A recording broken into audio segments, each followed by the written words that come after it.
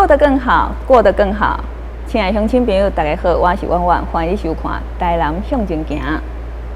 台南向前行这个节目是由咱台南市政府制作，最主要目的是要让咱的乡亲朋友大家对着咱台南市政府各局处的业务做一个了解，同时嘛要来甲咱的乡亲朋友来报告咱台南市政府上新的资讯甲活动。今仔日要介绍的是干务局的业务，咱要讲的主题是3横3纵的这个公路网，另外还有咱台61线吼，咱西滨快速道路的这个曾文溪大桥的这个施工的部分。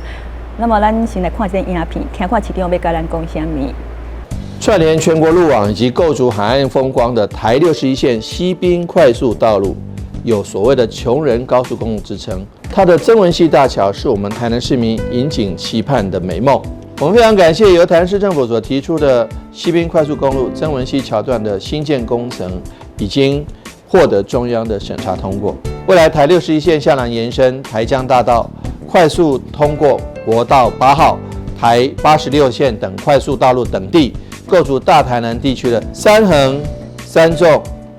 高快速道路路网最后一块拼图，也将成为兼具交通以及观光功能的景观大桥。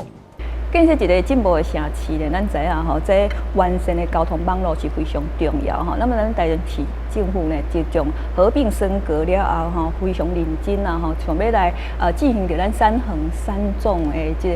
公路网吼。那么3横3纵的这个公路网，伊上重要的目的就是要来缩短着咱城乡的这个差距吼。那么另外就是咱台61线的这个西滨快速道路吼，这个曾文溪大桥这个当中呢，伊是要来串联吼咱全国的这个公路网，啊，搁有吼咱沿海的这个海岸的这个景观啦吼。那么伫这当中呢，如果吼这条公路若是完工了后，就会当来吼完成着咱除了讲交通，啊，搁有观光的这个功能以外，另外咱的3横3纵嘛，伫这当中吼最后一块这个拼图就来完成啊。那么伫今日的节目当中呢，咱特别邀请着咱台南市干务局吼专门委员钟南彬委员，要来教咱的乡亲朋友吼来讲着这3横3纵，啊，搁有咱台61线的这个西滨快速道路曾文溪大桥的这个工程。专委你好。你好。是。那么还有咱讲到吼，这3横3纵吼，有足侪民众可能跟我相像，拢第一个听到这3横3纵啦。虽然讲这3横3纵好像已经有一段时间啊，可是一般的民众好像对这3横3纵不太了解，是不是透过咱今仔这个节目吼，咱专委甲咱的乡亲朋友来介绍，什么叫做3横3纵？感谢主持人哦，头个主持人其实真正真专业嘛。迄个阮县市合并吼，我过去查者，阮台南市吼，原来规个面积，原台南市175平方公里哦。啊，台南县呢，它大概是2000平方公里。啊，原台南市的人口是78万啦。啊，台南县遐差不多要8通万啦。啊，双方的差距差那么多，但是面积上差遐济，可想而知哦。规个迄个城乡的差距，对，大家可想而知是非常大。所以自从县市合并以来，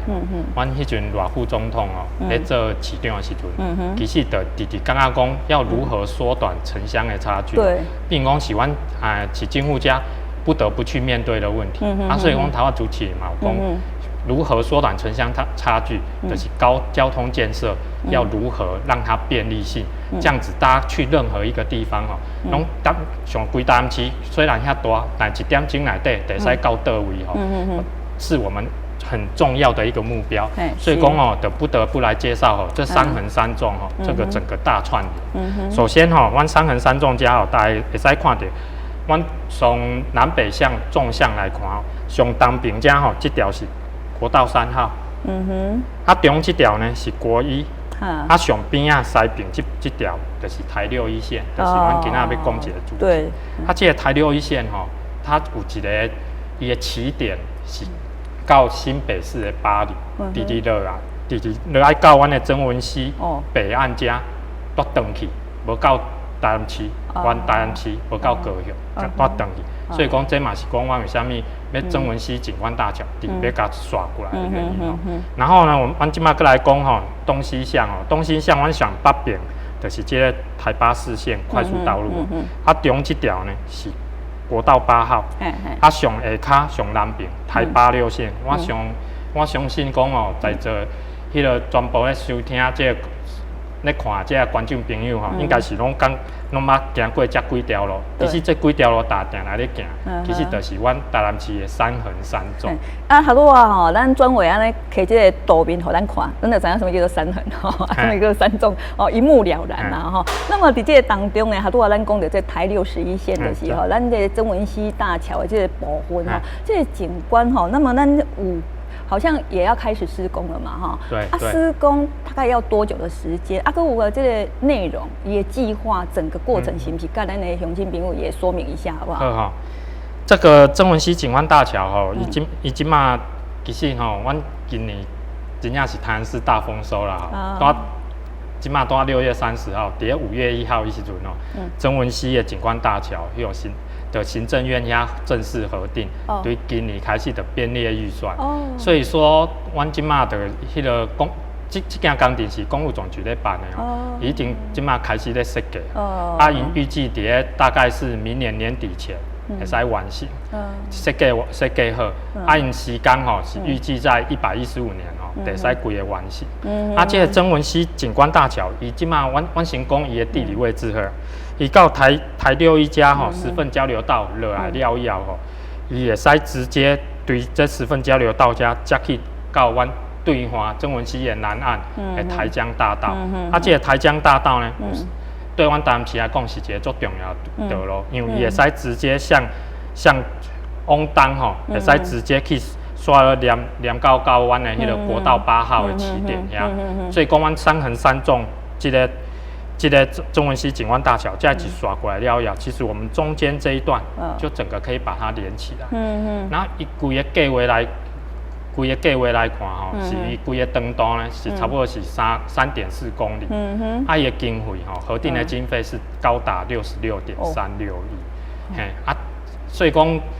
既然花了那么多钱。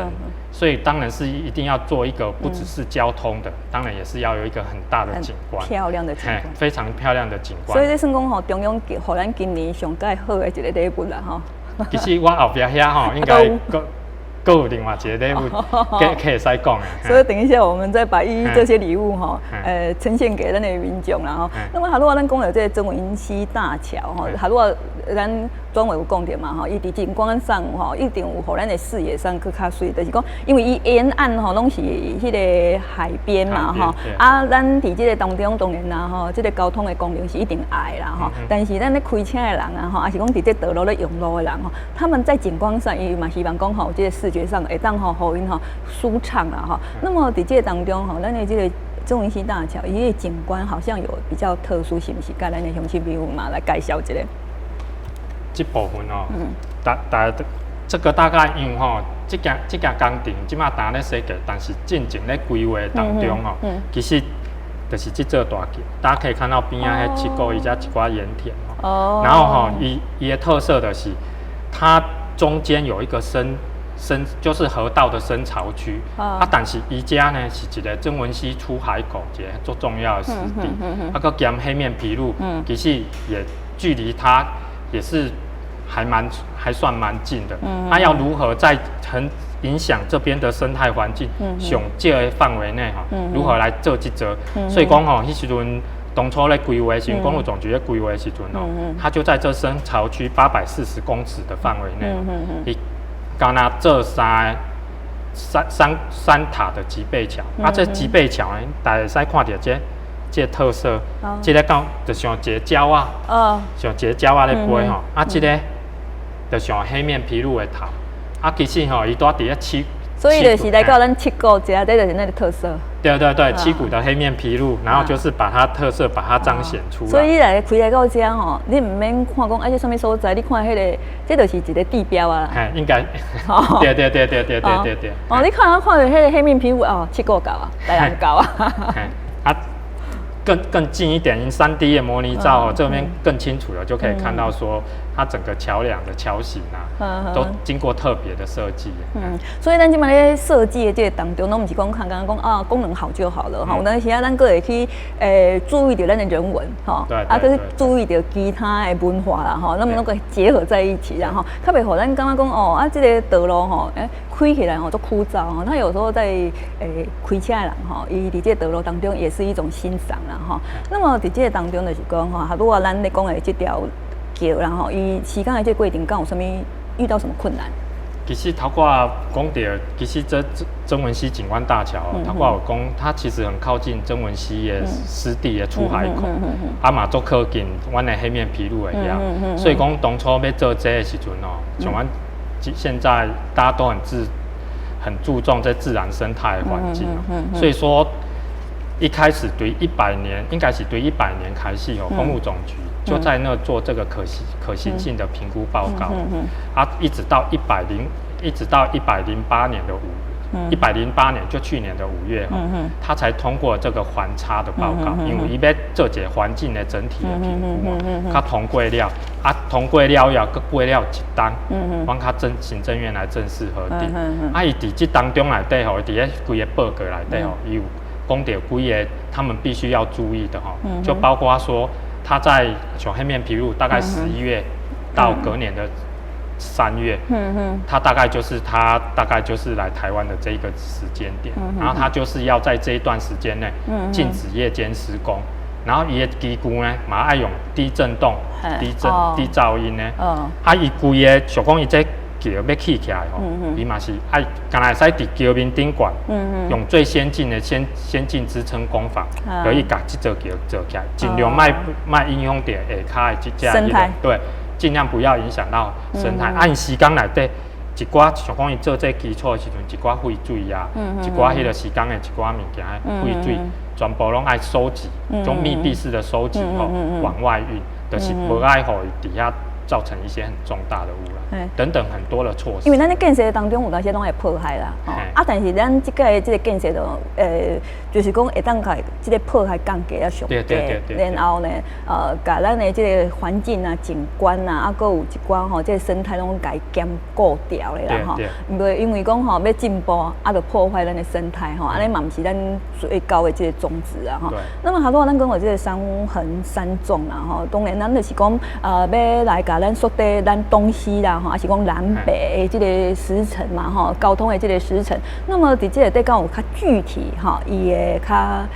对咱的这个应用。伊的具体的影响其实阮山横山纵其实主持人头我讲的，其实阮曾文溪景观大桥做了以后其实阮即马接过了，其实嘛是刚接到中的迄个国八呢。下骹这条台86线其实是还差了那么一段。阮这些具体的当中里面其实我们现在正在做一个，就是不得不提，市政府最近都等在这，应该明年得开工啊，就是阮这个安平的跨渔港大桥。这个跨渔港大桥它就是可以延续我们台86线一直延续下来。它也是经过这个跨渔港大桥了以后，伊就是跨安平渔港了，得再去接阮的永华路。规个迄个永华路接过了以后，可以再接阮的台17线去接阮的台86线，变成说阮的愈较方便。但是这个跨渔港大桥，其实头我除了讲说台86的沿线以外，其实它还有一个对我们来讲非常，就是说另外一个很不错的，就是它跨渔港大桥底下对遮成平路，加来阮遮樱花路遮，对遮接过，大家使看到讲，阮即马安平旧城区像前一站带连假，端午节连假的时阵应该大家靠连假去安平，差不多拢。毋是对民宽路，就对安平路遐去，差不多过头的时阵，差不多遮拢塞车。差不多到黄昏的时阵，就出去外口时要换出去的时候塞车。所以，阮即马在安平跨渔港大桥，靠出这座甲做起了以后，变成说我们以后的旧城区这边其实也多了一条要进去的道路。所以以后大家可能从民权路进来，多一个选择。对，就可以从这个安平跨海港大桥，对樱花楼加处，这样也可以一并的来解决阮规个安平的一寡交通塞车的问题。对。因为咱即摆其实要去安平有当时咱伫市区里面啦咱拢知影，因为到假，尤其是假日，人有够多。如果要去里面真的都要塞车塞很久，所以咱即摆加一条道路的这个选定会当疏通这个交通的流量啦那么它拄啊，咱讲到这就是讲咱三横三纵遮就是讲国道1啊，佮有咱咸水溪桥附近即摆有高架的这个施工，这是毋是甲咱三横三纵的这个时间有关系？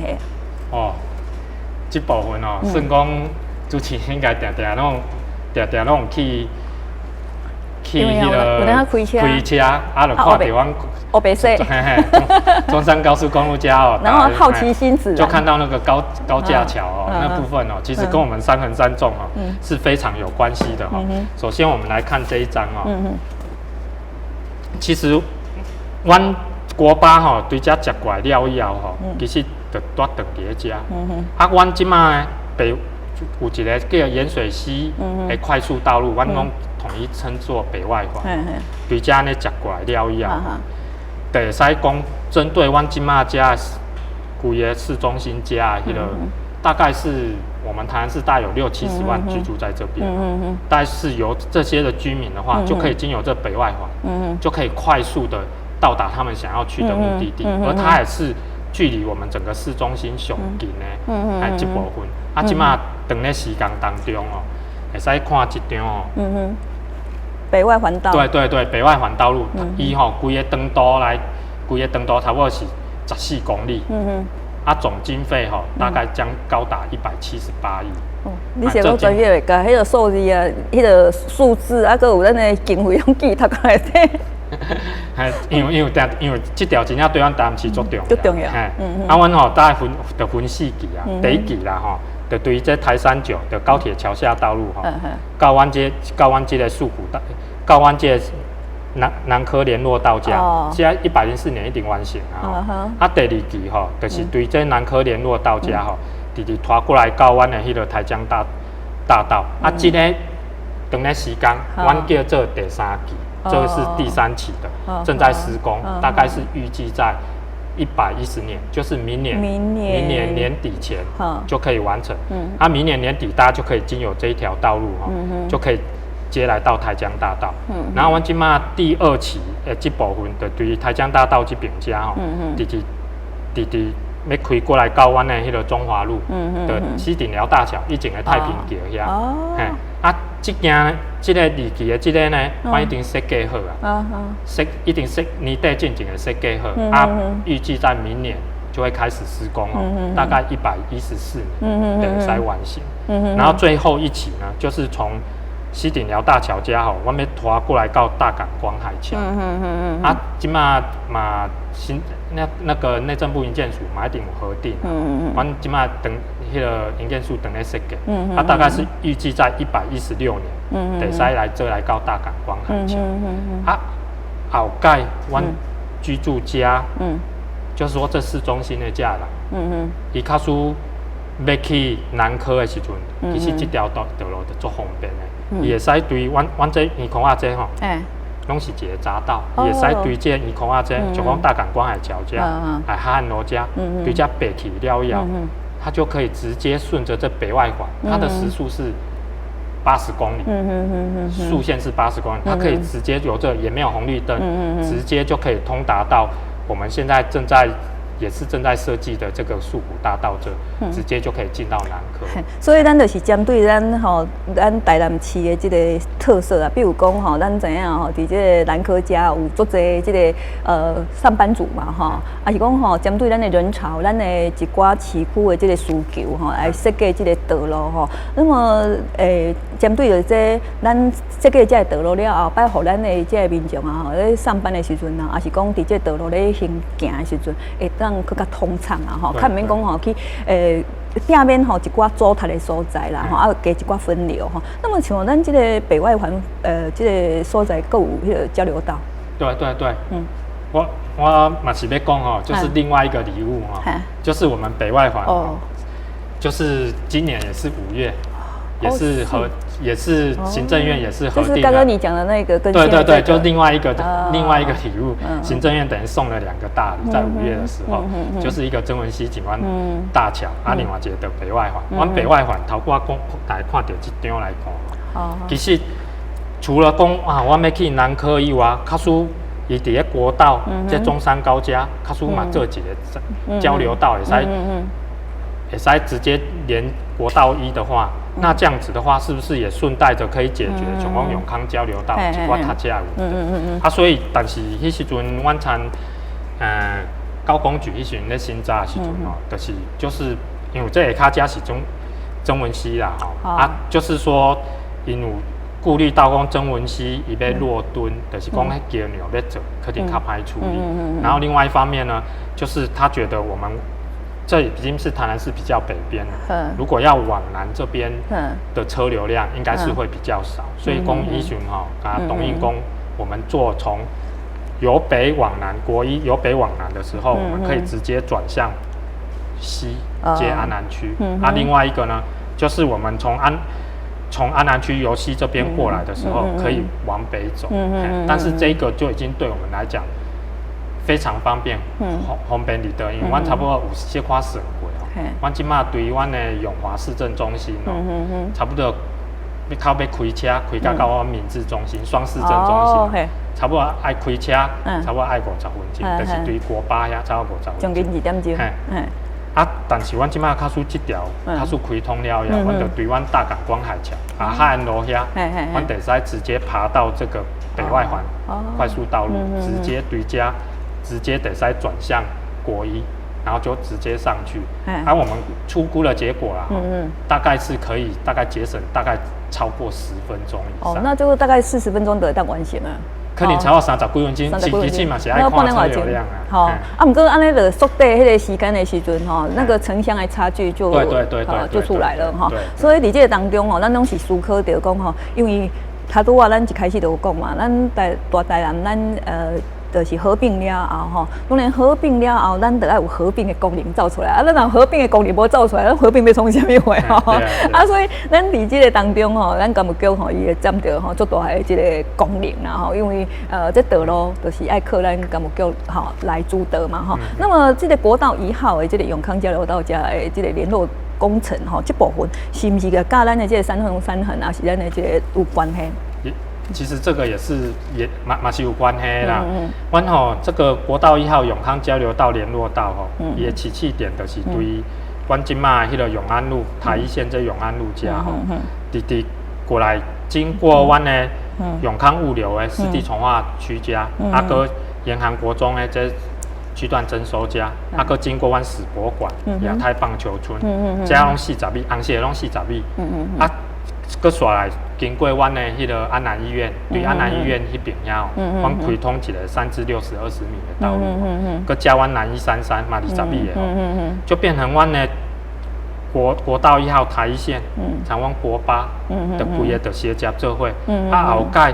不光阮湿地重化加，还是区段征收，还是亚太棒球村、史博馆等等，还有上面活动，还有人潮很多的时候，其实他们就会多了一些选择。除此之外阮嘛会使看到阮这个粉红色这条，就是阮的北外环，阮北外环伫个长河路家，嘛有一个上下匝道，所以讲后盖台嘛使对这北外环家直接北起了，也对国一家北加起，所以说它整个的交通路网就大家可以看出来就是整个就是很明晰的可以看到说。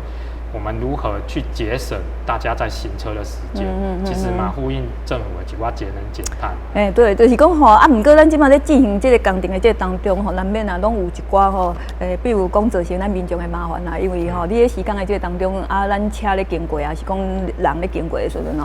加减减拢会糟蹋啦伫这个时阵，当然就是靠大家爱多多包容啦因为这就咱像咧生囡仔时阵，头前拢爱有一个阵痛期。那么咱这个时间过了后，几档了后，咱台南市的这个路网就会较通畅嘛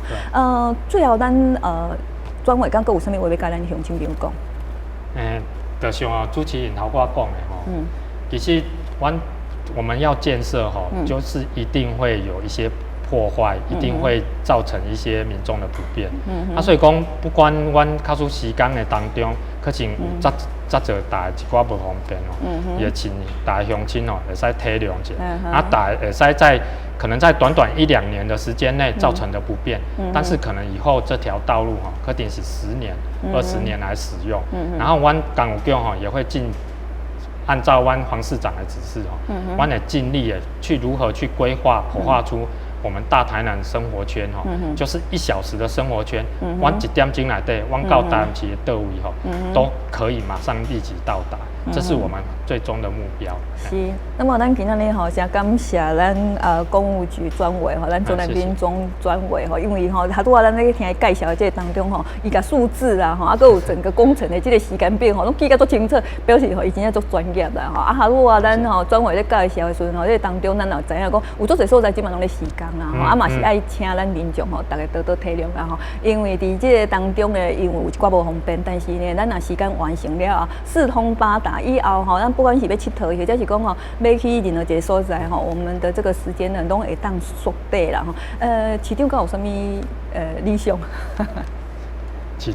你讲市长的理想？对市长其实伊直咧鞭策阮港务局就是在施工的过程里面如何将那施工影响到民众最低，所以讲伊直要求阮上下班尖峰时间袂使时间，要求阮尽量能够缩短时程，赶快能够尽速的把它完成。这是阮市长一直在鞭策阮港务局绝对除了我们这些建设以外，其实当中的一些辛苦也能够尽量能缩短。是，今天感谢咱总专委啦那么感谢咱乡亲朋友你收看咱台南向前行，我是婉婉，感谢你，我们下次见。